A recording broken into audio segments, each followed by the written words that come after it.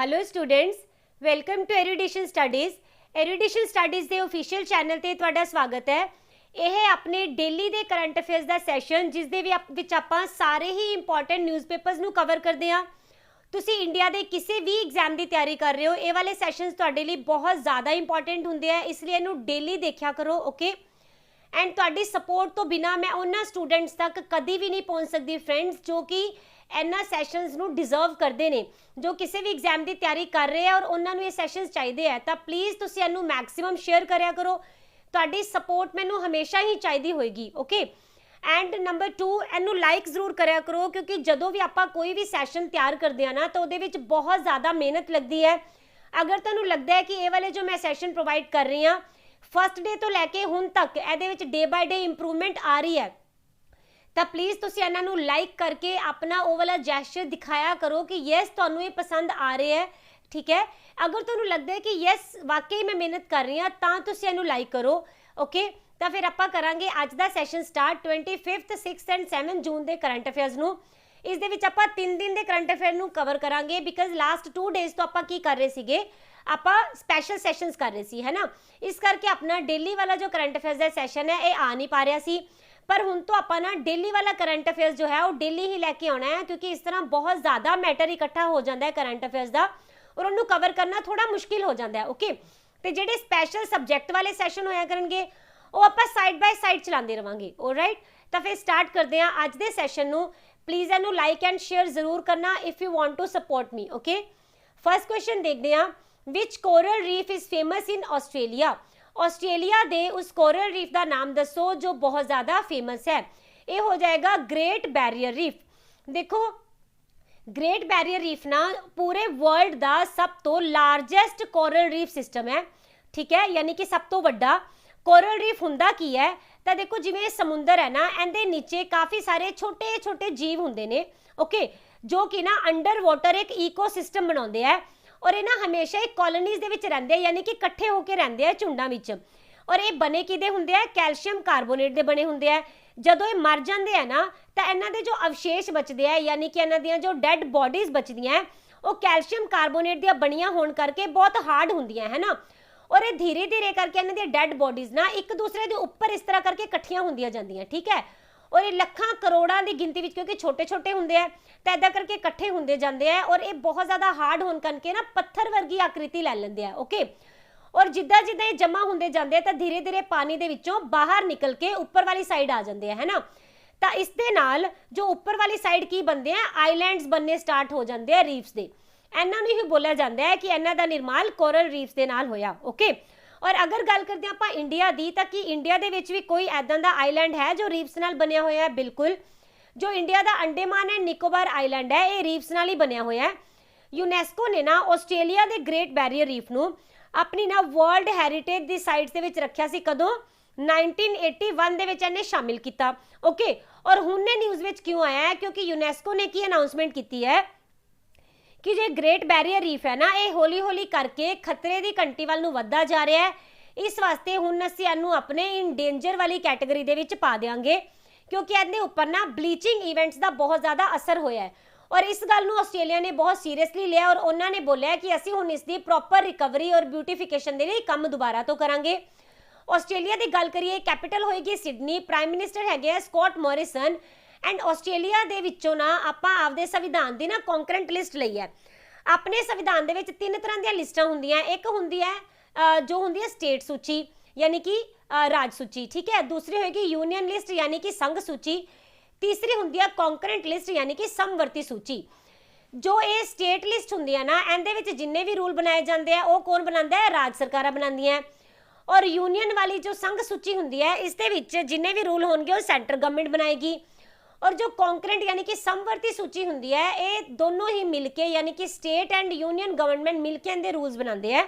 Okay और ये जो कॉन्करेंट सूची है आपां कित्थों लई है, ऑस्ट्रेलिया दी संविधान दे विचों। ओके हुण देख लैंदे आ कुछ करंट अफेयर्स। देखो जो ऑस्ट्रेलिया ना ये वो कंट्री है जिसने अपना नाम बाहर ले लिया सी BRI इनीशिएटिव तो। BRI की है, ये हैगा चाइना का एक इनीशिएटिव जिसकी फुल फॉर्म हो जाएगी belt and road initiative. Okay ਇਹਦੇ ਤਹਿਤ ਨਾ ਚਾਈਨਾ ਕਰ ਕੀ ਰਿਹਾ ਹੈ ਕਿ ਪੂਰੀ ਦੁਨੀਆ ਦੇ ਵਿੱਚ ਇਹ ਇਨਫਰਾਸਟ੍ਰਕਚਰ ਨੂੰ ਡਿਵੈਲਪ ਕਰ ਰਿਹਾ ਹੈ, ਰੋਡਸ ਬਣਾ ਰਿਹਾ ਹੈ, ਸੜਕਾਂ ਦਾ ਨਿਰਮਾਣ ਹੈ ਨਾ, ਇਹ ਕਿਸ ਲਈ ਕਰ ਰਿਹਾ ਹੈ ਤਾਂ ਕਿ ਫਿਊਚਰ ਦੇ ਵਿੱਚ ਇਹ ਆਲ ਓਵਰ ਦਾ ਵਰਲਡ ਫ੍ਰੀਲੀ ਟ੍ਰੇਡ ਕਰ ਸਕੇ। ਓਕੇ ਔਰ ਆਸਟ੍ਰੇਲੀਆ ਪਹਿਲਾਂ ਇਹਦਾ ਪਾਰਟ ਸੀ ਪਰ ਇਹਨੇ ਆਪਦੇ ਆਪ ਨੂੰ ਇਹਦੇ ਤੋਂ ਅਲੱਗ ਕਰ ਲਿਆ ਔਰ ਫਿਰ ਜਦੋਂ ਆਸਟ੍ਰੇਲੀਆ ਨੇ ਇਹਦੇ ਤੋਂ ਆਪਣੇ ਆਪ ਨੂੰ ਅਲੱਗ ਕੀਤਾ ਤੇ ਫਿਰ ਜੁਆਇਨ ਕੀ ਕੀਤਾ, ਸਕਰੀ, यानी कि SCRI supply chain resilience initiative. ठीक है और ये इनिशिएटिव केड़ियां कंट्रीज है, ये हो जाएगा इंडिया, जापान एंड आस्ट्रेलिया। तो इंपॉर्टेंट रहेगा, तुसीं इहनूं याद रखना। ओके और इस तो बाद जो ब्रिटेन है ना, इन्हें अपनी बिगेस्ट डील साइन की कुछ देर पहला आस्ट्रेलिया दे नाल। मन्निया जा रहा है कि जदों तो यूरोपीयन यूनीयन तो सॉरी ब्रिटेन अलग होया ना, उस तो बाद इहदी सब तो वड्डी डील जो है ना इहने आस्ट्रेलिया दे नाल ही साइन की है। ओके ये है आस्ट्रेलिया दा मैप और ये जो रेड कलर दे नाल मैं मार्क किया होया है, इत्थे ही तुहानूं मिलदी है ग्रेट बैरियर रीफ दी location. Okay second question, who has been elected as prime minister of Armenia. Armenia देश के प्राइम मिनिस्टर की हुणे हाल ही दे विच नियुक्ति हुई है, इन्हां दा नाम दसना है। ये हो जाएंगे निकोल पैशन्यान जी। ठीक है जो आर्मेनियन है ये एक लैंडलॉक कंट्री है, यानी ये चारों पासे तुहानूं किते भी समुंदर नज़र नहीं आएगा और ये किहड़े कॉन्टीनेंट दे विच मिलेगी, ये है एशियन कॉन्टीनेंट दे विच और इहदी एग्जैक्ट जो लोकेशन है ना तुहानूं काउकैसस नाम दियां जो माउंटेन्स है इन्हां दे साउथ वाल नूं मिलेगी। ओके और आर्मेनिया का अगर तुसीं मैप देखते हो तो तुहानूं इहदे राइट साइड दिख रहा होगा अजरबाईजान, ऊपर है जॉर्जिया एंड लैफ्ट ते टर्की दिख रहा है, यानी कि कोई भी ओशन नहीं लग रहा। तो ये जो टर्की है ना, टर्की के उपर वाली साइड इत्थे वाटर बॉडी है जिसका नाम है ब्लैक सी।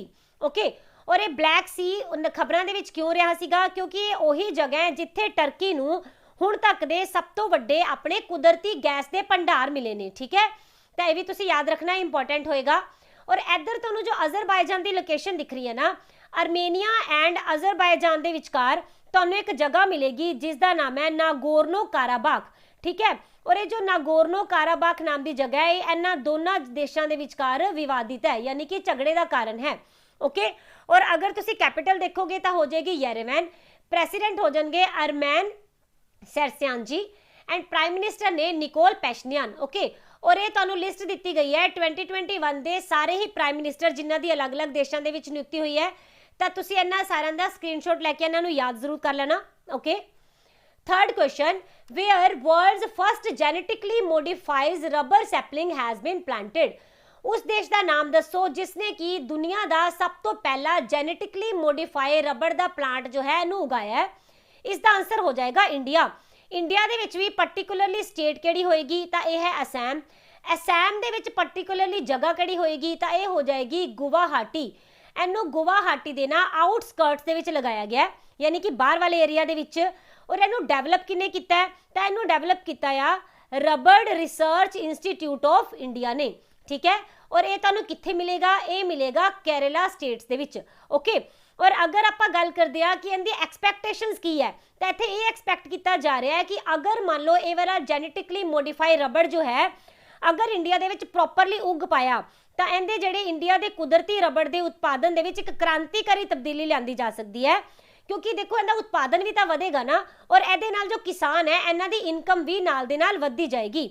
ओके जेनेटिक मोडिफिकेशन हुंदा की है, ये समझो कि किसी एक प्लांट के जेनोम दे विच ना की किया जाता है, एक स्पैसीफिक DNA जो हुंदा है इनू ऐड कर दिता जाता है। ठीक है तो इहदे नाल जो प्लांट है इहदे करैक्टरिस्टिक्स दे विच चेंज आंदा है और इहदी जिहड़ियां खूबियां हुंदियां उहनूं वधाउण दे लई किया जाता है। ओके इनू बोलिया जाता है जेनेटिक मोडिफिकेशन। अगर आप गल करते हैं असम की, इनकी कैपिटल रहेगी दिसपुर। CM हो जाएंगे हेमंता बिस्वा शर्मा जी, गवर्नर है जगदीश मुखी जी। करंट के नाल रिलेट करिए तो इंडिया का पहला मल्टी मोडल लॉजिस्टिक पार्क ये असम के ही बनाया गया और इत्थे एक बर्ड है जिसका नाम है बोहाग बीहू। ठीक है इनकी काउंटिंग स्टार्ट की गई, पहली बारी हो रही है किंदे वल्लों, बर्ड काउंटिंग ऑफ इंडिया वल्लों। और असम ने अपने रेड राइस नूं USA नूं एक्सपोर्ट किया एंड इत्थे एक स्कीम चलाई गई सी औरन दोई स्कीम। ये हैगी सी किस लई, ताकि विमेन नूं एम्पावरमेंट जो है दिती जा सके, वैमेन जो है नूं एम्पावर किया जा सके। ठीक है और इस स्कीम के अंडर ना 830 रुपए पर मंथ दिते जाते हैं असम की गवर्नमेंट वालों, जो कि एक डायरैक्ट बैंक ट्रांसफर की जाती है वो वाली फैमिलीज़ नूं जो कि हैड करदियां फीमेल, ओके, जिन्हां दियां हैड फीमेल्स ने, ओके। हाँ जी, इस तो बाद याद रखांगे सब तो इंपॉर्टेंट कि इन्हें अपना 6वां एंड 7वां नैशनल पार्क जो है ये भी अनाउंस किए है। 6वां नैशनल पार्क बनया सी रायमोना रिजर्व एंड 7वां बनया Dehing Patkai national park, okay. Which state announced 2 child homes to avail government scheme? उस स्टेट का नाम दसो जिसने हाल ही दे विच ना 2 बच्चों की मतलब नॉर्म्स लैके आंदे है ताकि तुसी गवर्नमेंट स्कीम्स नू अवेल कर सको। इसका आंसर हो जाएगा Assam and UP both, okay. देखो असम एंड यूपी दोनों ने ही बोला है कि अगर तुसी 2 तो ज़्यादा बच्चे पैदा करोगे तो तुहानू सरकारी नौकरी नहीं मिलेगी और ना ही तुसी गवर्नमेंट स्कीम का लाभ उठा सकोगे। और असम ने तो इत्थों तक बोल दिता है कि जो लोकल इलैक्शंस होंगे हैं ना, तुसी ये भी नहीं लड़ सकोगे, चोणां भी नहीं लड़ सकोगे अगर तुहाडे 2 तो ज़्यादा बच्चे होंगे, ओके। तो ये किया क्यों गया? क्योंकि तुहानू पता है यूपी ने तो वैसे ही आबादी दे विच फट्टे चुके हुए हैं, है ना। तो ये दोनों ही स्टेट्स चाहदियां हैं कि इन्हां दी जो वधदी आबादी है उनके उपर लगाम लगाई जा सके, थोड़ा जा घटाया जा सके, इसलिए इन्होंने लियांदी है 2 चाइल्ड पॉलिसी, ओके। इस तो पहला भी वैसे काफ़ी सारिया स्टेट्स है जो कि 2 चाइल्ड पॉलिसी लैके आईयां हुई हैं। हुण उस तो बाद डिपेंड जनता ते करता है कि वह मनते या नहीं मनते, सरकार तो सिर्फ पॉलिसी ही लैके आ सकती है ना। हाँ जी, तो जो यदि कैपिटल है ना यूपी की ये रहेगी लखनऊ, सीएम हो जाएंगे योगी आदित्यनाथ, गवर्नर रहेंगे आनंदीबेन पटेल। ये सारा कुछ आसाम के बारे में आप लास्ट क्वेश्चन च कर लिया, इसलिए इत्थे नहीं कर रहे।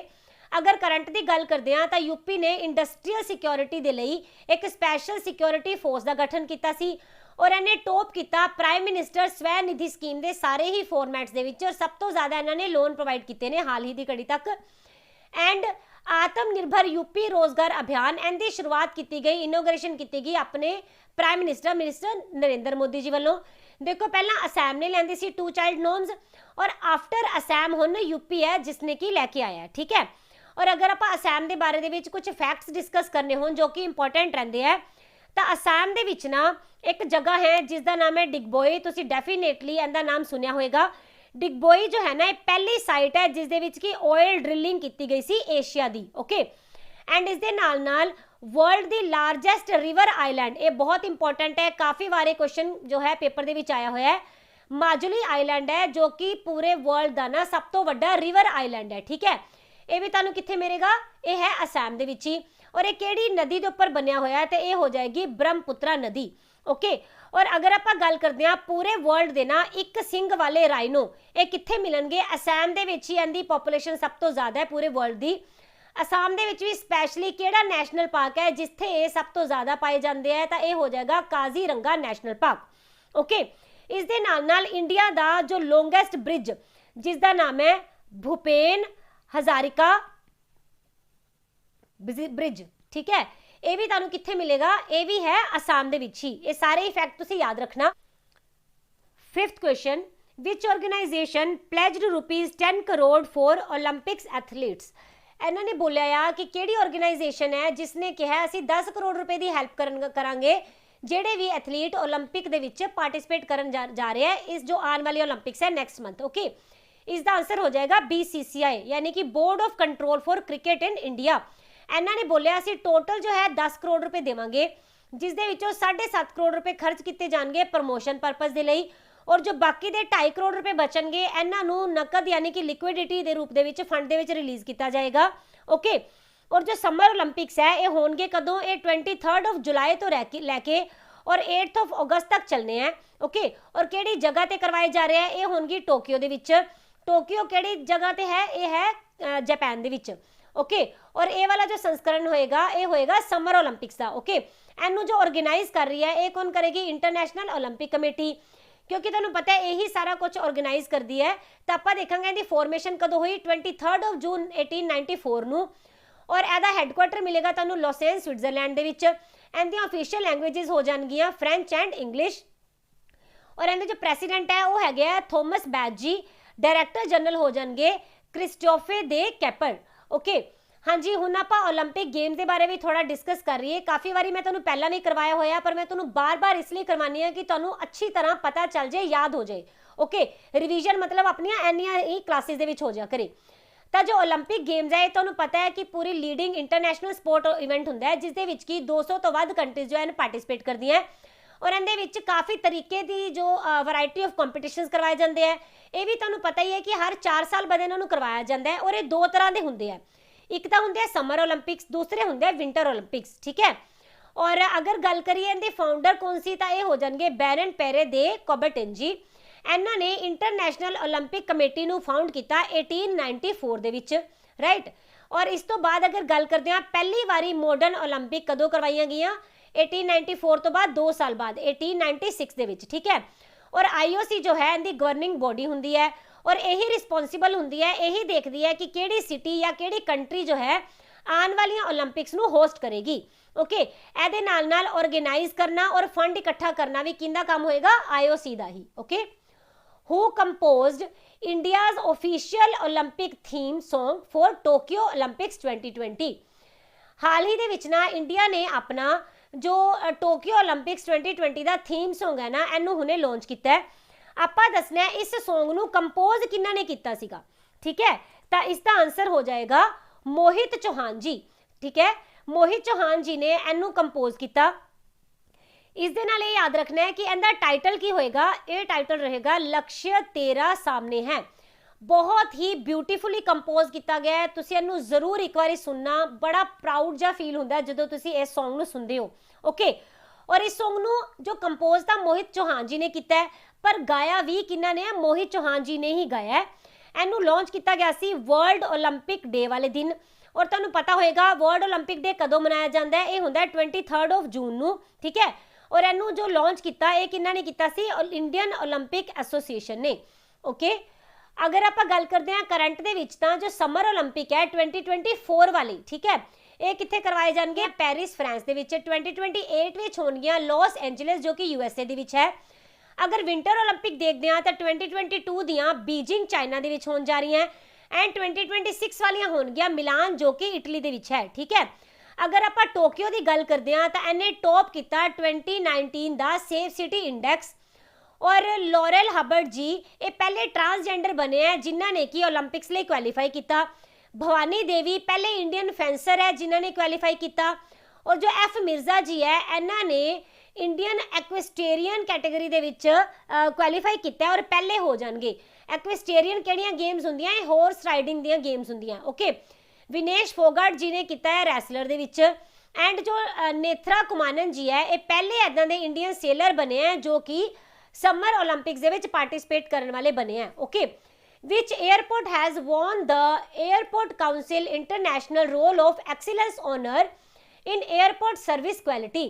ਆਪਾਂ ਇੱਥੇ ਉਸ 에ਅਰਪੋਰਟ ਦਾ ਨਾਮ ਦੱਸਣਾ ਹੈ ਜਿਸ ਨੇ ਹਾਲ ਹੀ ਦੇ ਵਿੱਚ ਨਾ ACI ਦਾ role of excellence honour award ਜੋ ਹੈ ਇਹ ਜਿੱਤ ਲਿਆ। ਓਕੇ, ਤਾਂ ਇਹ ਹੋ ਜਾਏਗਾ ਕੋਚੀਨ ਇੰਟਰਨੈਸ਼ਨਲ 에ਅਰਪੋਰਟ। ਅਗਰ ਗੱਲ ਕਰਦੇ ਹਾਂ ਕਿ ਇਸ ਦੀ ਤੁਹਾਨੂੰ ਲੋਕੇਸ਼ਨ ਕਿੱਥੇ ਮਿਲੇਗੀ ਤਾਂ ਇਹ ਹੋਏਗਾ ਕੇਰਲਾ ਦੇ ਵਿੱਚ। ਔਰ ਇਹ ਦੁਨੀਆ ਦਾ ਪਹਿਲਾ 에ਅਰਪੋਰਟ ਹੈ ਜੋ ਕਿ 100% ਸੋਲਰ એનર્ਜੀ ਦੇ ਨਾਲ ਚੱਲਣ ਵਾਲਾ 에ਅਰਪੋਰਟ ਮੰਨਿਆ ਗਿਆ।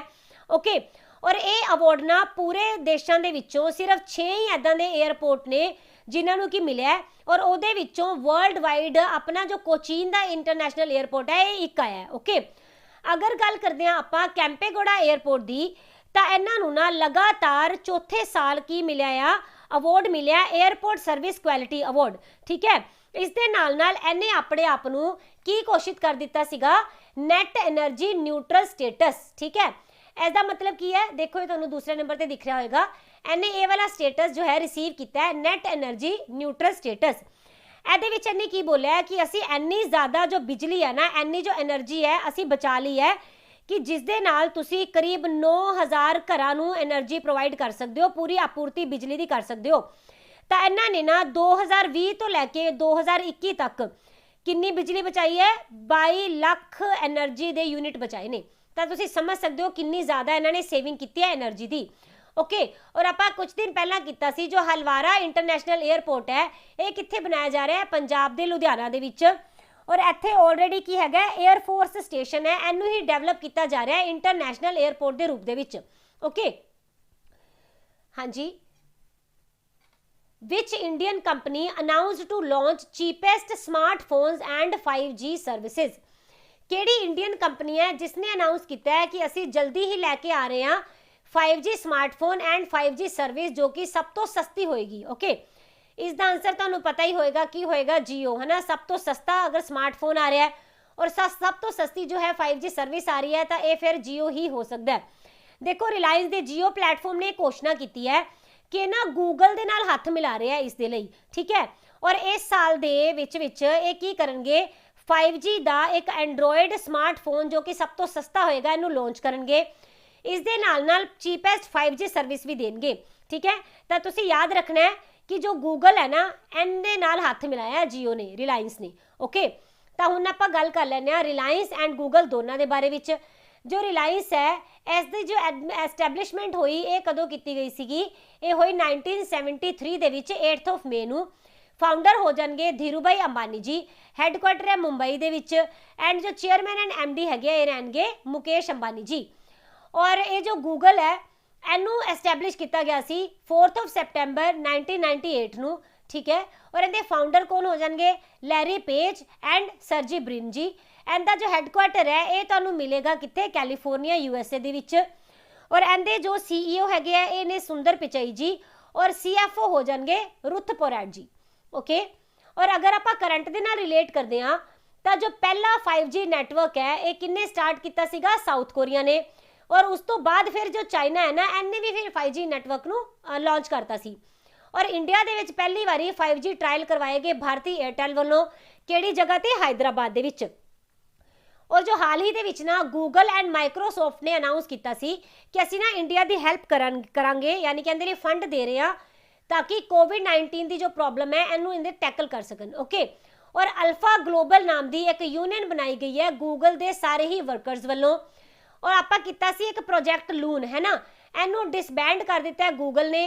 और ये की हैगा सी, ये ना पूरे वर्ल्ड वाइड सैटेलाइट्स नू पहुंचाना चाहते सी, और उत्थे की है रिमोट एरियाज दे विच चाहते सी कि नैटवर्क जो है इनू पहुंचाया जा सके। तो इन्होंने लून हुण इन्होंने गूगल ने बंद क्यों किया है, क्योंकि इन्होंने बोलिया सानू ज़्यादा फायदा नहीं हो रहा सी बल्कि घाटा हो रहा सी, इसलिए वाला प्रोजैक्ट हुण असीं नहीं चला सकते, okay.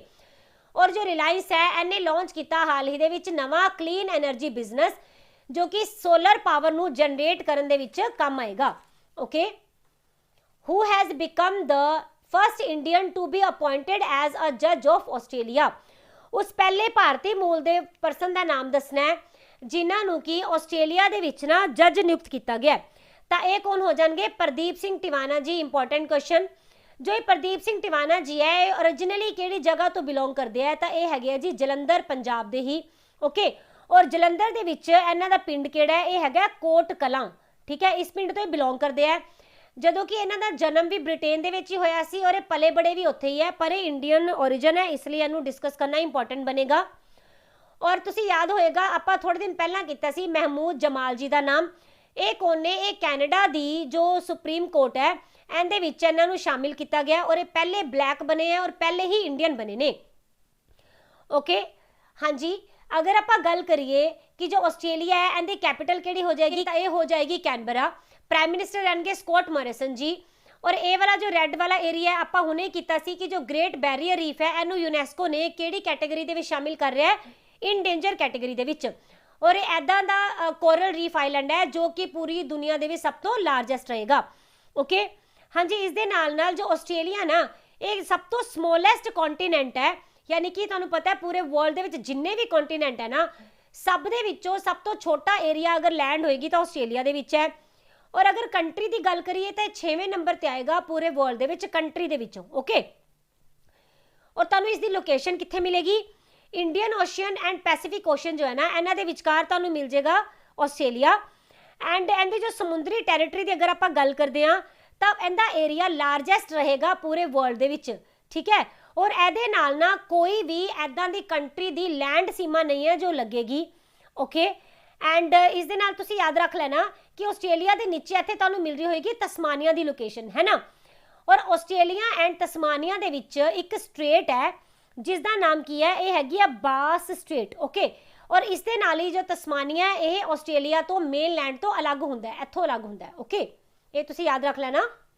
Which crop has been identified as a promising raw material for bioethanol production in India? ਉਸ ਕ੍ਰੌਪ ਦਾ ਨਾਮ ਦੱਸੋ ਜਿਸ ਨੂੰ ਕਿ ਹਾਲ ਹੀ ਦੇ ਵਿੱਚ ਨਾ ਬੋਲਿਆ ਗਿਆ ਹੈ ਕਿ ਇਹ ਬਾਇਓ ਐਥਨੋਲ ਪ੍ਰੋਡਕਸ਼ਨ ਕਰਨ ਦੇ ਲਈ ਇੰਡੀਆ ਦੇ ਵਿੱਚ ਯੂਜ਼ ਕੀਤੀ ਜਾ ਸਕਦੀ ਹੈ। ਠੀਕ ਹੈ, ਵਿਕਲਪ ਦੇ ਰੂਪ ਦੇ ਵਿੱਚ ਇਹਨੂੰ ਚੁਣਿਆ ਗਿਆ ਤਾਂ ਇਹ ਹੋ ਜਾਏਗਾ ਕਸਾਵਾ। ਜਿਵੇਂ ਕਿ ਆਪਾਂ ਕਾਫੀ ਵਾਰੀ ਨਾ ਇੱਕ ਟਰਮ ਪੜ੍ਹੀ ਹੈ E20 ਫਿਊਲ, ਹੈ ਨਾ, ਇਸ ਦੇ ਬਾਰੇ ਆਪਾਂ ਪਹਿਲਾਂ ਵੀ ਗੱਲ ਕੀਤੀ ਹੋਈ ਹੈ। E20 ਹੈ ਕਿ ਇਹ ਇੰਡੀਆ ਦਾ ਇੱਕ ਮਿਸ਼ਨ ਹੈ ਜਿਸ ਦੇ ਵਿੱਚ ਕੋਸ਼ਿਸ਼ ਕੀਤੀ ਜਾ ਰਹੀ ਹੈ ਕਿ ਪੈਟਰੋਲ ਐਂਡ ਡੀਜ਼ਲ ਦੋਨਾਂ ਦੇ ਵਿੱਚ ਨਾ ਐਥਨੋਲ ਨੂੰ ਮਿਕਸ ਕਰਕੇ ਆਪਾਂ as a motor fuel use ਕੀਤਾ ਜਾ ਸਕੇ। ਠੀਕ ਹੈ, ਔਰ ਇਸ ਦੇ ਲਈ ਆਪਾਂ ਬੋਲਿਆ ਆ ਕਿ 2025 ਤੱਕ ਆਪਾਂ ਇੱਕ ਟਾਰਗੇਟ ਲਿਆ ਹੈ ਕਿ ਇਸ ਬਲੈਂਡਿੰਗ ਨੂੰ ਆਪਾਂ ਨਾ 20% ਤੱਕ ਲੈ ਕੇ ਜਾਣਾ ਹੈ। ਠੀਕ ਹੈ, ਹੁਣ ਇਸ ਟਾਈਮ ਆਪਾਂ 8 ਤੋਂ ਲੈ ਕੇ 10% ਤੱਕ ਐਥਨੋਲ ਦੀ ਬਲੈਂਡਿੰਗ ਕਰਦੇ ਹਾਂ ਪੈਟਰੋਲ ਡੀਜ਼ਲ ਦੇ ਵਿੱਚ। ਇਹਦੇ ਨਾਲ ਆਪਾਂ ਨੂੰ ਦੋ ਫਾਇਦੇ ਹੋਣ ਵਾਲੇ ਆ। ਦੇਖੋ, ਇੱਕ ਤਾਂ ਕੀ ਫਾਇਦਾ ਹੋਏਗਾ ਕਿ ਆਪਾਂ ਜੋ ਪੈਟਰੋਲ ਐਂਡ ਡੀਜ਼ਲ ਨੂੰ ਜਦੋਂ ਇੰਪੋਰਟ ਕਰਦੇ ਹਾਂ ਦੂਸਰੇ ਦੇਸ਼ਾਂ ਤੋਂ ਤਾਂ ਆਪਾਂ ਕਾਫੀ ਜ਼ਿਆਦਾ ਖਰਚਾ ਕਰਦੇ ਹਾਂ, ਹੈ ਨਾ। ਇਸ ਖਰਚੇ ਦੇ ਵਿੱਚ 20% ਤੱਕ ਕਟੌਤੀ ਹੋ ਸਕੇਗੀ ਕਿਉਂਕਿ ਜੋ ਇਥੇਨੋਲ ਹੈ ਇਹਦੀ ਪ੍ਰੋਡਕਸ਼ਨ ਆਪਾਂ ਇੰਡੀਆ ਦੇ ਵਿੱਚ ਕਰਾਂਗੇ ਤਾਂ ਇੰਪੋਰਟ ਦਾ ਜੋ 20% ਬਚੇਗਾ ਇਹਨੂੰ ਆਪਾਂ ਇੰਡੀਆ ਦੀ ਡਿਵੈਲਪਮੈਂਟ ਦੇ ਉੱਪਰ ਖਰਚ ਕਰ ਸਕਦੇ ਹਾਂ, ਹੈ ਨਾ। ਤਾਂ ਇਕਨੋਮੀ ਵੀ ਬੂਸਟ ਹੋ ਰਹੀ ਹੈ। ਦੂਸਰਾ ਆਪਾਂ ਨੂੰ ਫਾਇਦਾ ਕੀ ਹੋਏਗਾ ਕਿ ਆਪਾਂ ਨੂੰ ਨਾ ਇੱਕ ਨੈਚੁਰਲ ਵਿਕਲਪ ਮਿਲ ਗਿਆ। ਠੀਕ ਹੈ, ਕਿੰਦਾ ਇੰਧਨ ਦਾ। ਹੁਣ ਇਹਦੇ ਨਾਲ ਜੋ ਵਾਤਾਵਰਣ ਪ੍ਰਦੂਸ਼ਣ ਹੈ ਕੁਝ ਹੱਦ ਤੱਕ ਤਾਂ ਘਟੇਗਾ ਹੀ ਨਾ, ਹੈ ਨਾ। ਤਾਂ ਇਸ ਲਈ ਵਾਤਾਵਰਣ ਦੇ ਲਈ ਵੀ ਅੱਛਾ ਹੋਏਗਾ, ਫਾਇਦੇਮੰਦ ਹੋਏਗਾ। ਤਾਂ ਇਹ ਦੋ ਫਾਇਦੇ ਹੋ ਜਾਣਗੇ। ਇਸ ਕਰਕੇ ਜੋ ਐਥਨੋਲ ਦੀ ਬਲੈਂਡਿੰਗ ਦੇ ਉੱਪਰ ਆਪਣੀ ਗਵਰਨਮੈਂਟ ਆਫ ਇੰਡੀਆ ਤੇਜ਼ੀ ਨਾਲ ਵਰਕ ਕਰ ਰਹੀ ਹੈ ਔਰ ਇਹ ਬੋਲ ਰਹੀ ਹੈ 2025 ਤੱਕ ਅਸੀਂ 20% ਐਥਨੋਲ ਨੂੰ ਬਲੈਂਡ ਕਰਨਾ ਸਟਾਰਟ ਕਰ ਦਾਂਗੇ। ਤਾਂ ਇਸ ਦੇ ਲਈ ਇੱਕ ਟਰਮ ਯੂਜ਼ ਕੀਤੀ ਜਾਂਦੀ ਹੈ EBP, ਯਾਨੀ ਕਿ ethanol blending petrol programme. Okay, ਇਹਨੂੰ ਤੁਸੀਂ ਯਾਦ ਰੱਖ ਲੈਣਾ।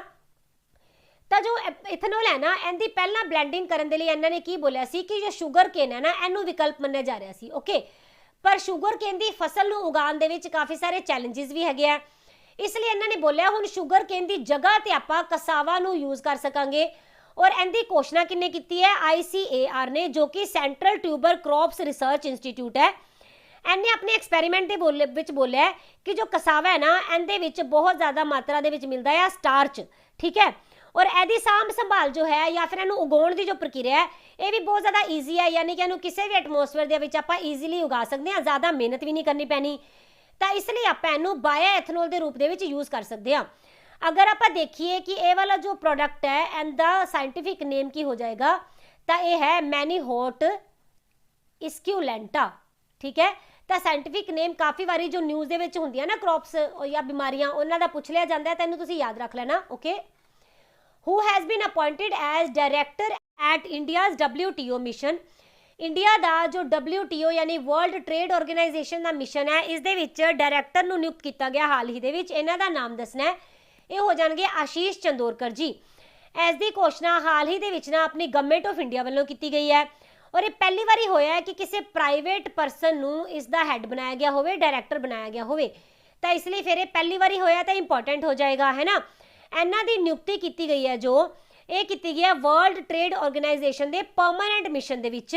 ਔਰ ਕਿੰਨੇ ਸਾਲਾਂ ਦੇ ਲਈ ਇਹਨੂੰ ਨਿਯੁਕਤ ਕੀਤਾ ਗਿਆ ਹੈ? ਇਹਨਾਂ ਨੂੰ ਕੀਤਾ ਗਿਆ 3 ਸਾਲ ਦੇ ਲਈ। ਓਕੇ, ਅਗਰ ਗੱਲ ਕਰਦੇ ਹਾਂ ਵਰਲਡ ਟ੍ਰੇਡ ਆਰਗੇਨਾਈਜੇਸ਼ਨ ਦੀ ਤਾਂ ਇਹਦਾ ਜੋ ਹੈੱਡਕੁਆਟਰ ਮਿਲੇਗਾ ਇਹ ਹੋ ਜਾਏਗਾ ਜਨੇਵਾ ਸਵਿਟਜ਼ਰਲੈਂਡ ਦੇ ਵਿੱਚ। ਠੀਕ ਹੈ, ਔਰ ਇਸ ਦੇ ਨਾਲ ਨਾਲ ਇਹਦੇ ਡਾਇਰੈਕਟਰ ਜਨਰਲ ਹੋ ਜਾਣਗੇ ਗੋਜ਼ੀ ਓਕੋਂਚੋ ਇਵੀਆਲੇਵਾ ਜੀ। ਔਰ ਇਹਦੇ ਵਿੱਚ ਟੋਟਲ ਕਿੰਨੀਆਂ ਕੰਟਰੀਜ਼ ਹੈ ਜੋ ਕਿ ਮੈਂਬਰ ਨੇ ਤਾਂ ਇਹ ਹੋ ਜਾਣਗੀਆਂ 164 ਮੈਂਬਰ ਕੰਟਰੀਜ਼।